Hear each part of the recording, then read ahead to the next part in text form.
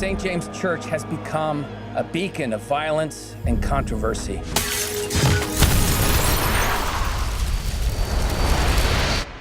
And it has no place on Hadley University campus.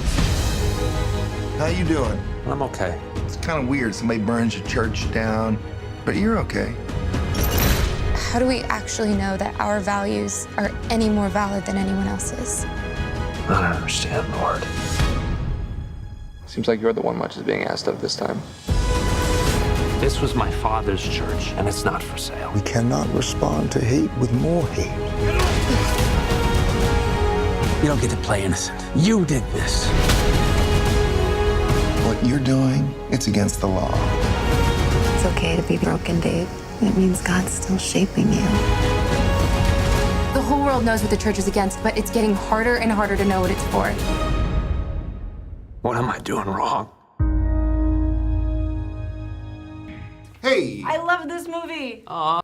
I want to know, David, what was it like for you to play Reverend Dave this time around? There wasn't a lot of enjoyableness about it in this film. You know, I think the interesting thing in the last couple of movies, Reverend Davis hasn't gone through a lot. You know, he's kind of been a cookie cutter pastor, so to speak.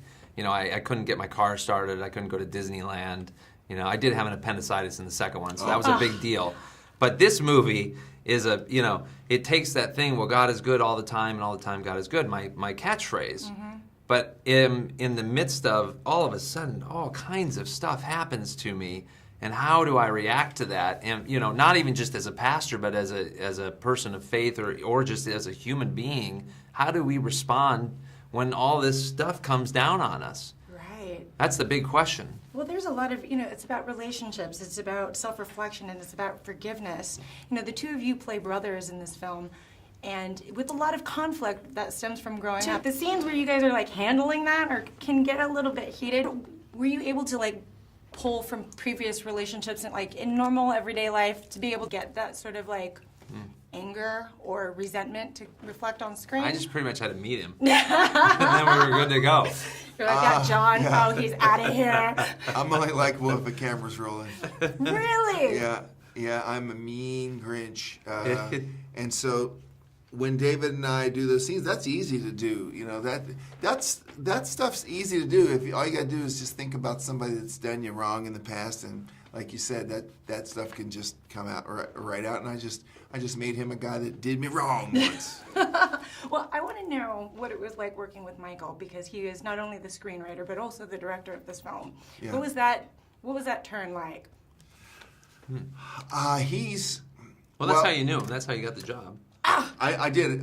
He was a friend of a friend who directed me in another movie, and he came to visit us in Chicago 10 years ago. And that friend said, hey, I want you to read this script because I don't want to go through the agent, and that might take 3 weeks. We don't have that kind of time. So I read it, and then I called him up pretty quickly, and he was just cool on the phone. You know, he's got long hair. He's got a beard. I mean, he's very hip and cool. He knows hip and cool. He knows all the stuff. Like I'm still stuck listening to Journey and ZZ Top, and he knows like all the new music. You know. And yeah. I mean, what was it? Because you've been through.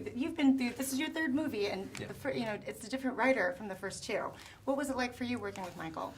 Yeah, we tried. It was tough to figure out what this movie was supposed to be about. You know, coming off the first two that hit, you know, they were relevant at the time, and then it's a matter of, okay, well, what's relevance right now? What is culturally relevant? And obviously, you know, he had a really great grasp of that. You know, we live in this dark social, political, divisive time right now. Everybody's yelling, nobody's listening.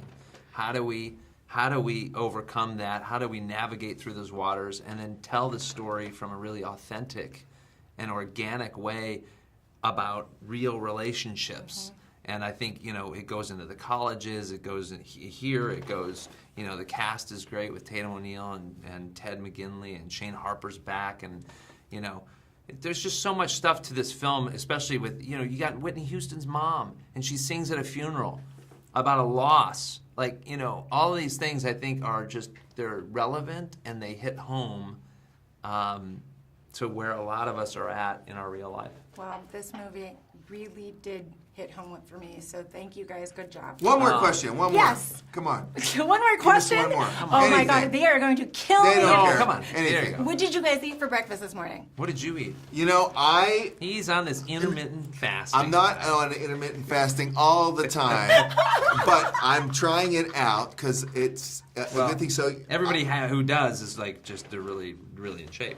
well, Terry Crews told me about it, if you know who that is. The guy he who played said- Samson did Yeah, it. he doesn't eat his first meal till 2 o'clock, and his last meal is at 10, and then he takes 16 hours off. And I said, that sounds good. And it really helps me to focus, because if I eat a big breakfast, I can have as much coffee as I want, but if I eat a big breakfast, I just can't think.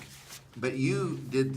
And no, I've actually been doing that, but today everybody said I had to eat because they thought I was going to be, oh my gosh, you might be too tired. So I had the bacon, eggs, and pancakes. So really, we're having a rival off. But yesterday I did it. The day before I did it. So this is a rival off of really who is more awake. I'm a couple points up. I've been a little funnier. Maybe, but he's also had about 9 cups of coffee. I have not had any coffee, see? just 1 green tea, and You I feel guys, like I'm awake too. What I've learned is I need to take dietary food advice from Terry Crews. Yeah. And well, John and let's Dave. just Yeah. say John and Dave. Terry's got enough going on. Well, you guys, thank you very much. I've thoroughly enjoyed I really wanna look myself. like You guys John are and the best.